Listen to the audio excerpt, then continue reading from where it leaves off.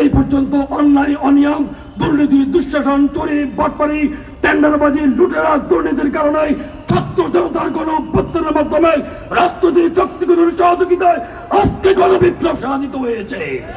এই রাজনীতি শুধু আবার ছাত্রদেরও নয়, কোন রাজনৈতিক দলেরও নয়, ছাত্ররা ভূমিকা নিয়েছে, এদেশের রাজনৈতিক দলগুলো সহযোগিতা করেছে।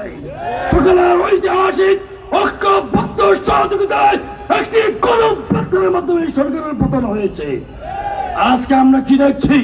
গত 2 দিন বাংলাদেশের অলিতে গলিতে, ইউনিয়ন, উপজেলা, জেলা, মহানগর সরকারি স্থাপনায় লুট দুর্নীতি হচ্ছে, আগুন হচ্ছে, অগ্নিসংযোগ হচ্ছে। আজকে এই স্টেজে হেফাজতে ইসলামের সংগ্রামী জেলা সেক্রেটারি মহোদয় আছেন, জামাত ইসলামী বাংলাদেশ মুসলিম রাজনৈতিক দল জামাতের জেলা সেক্রেটারি হিসেবে আছেন। আমি বিশ্বাস করি জামাত হেফাজতে ইসলাম, ইসলামী আন্দোলন বাংলাদেশ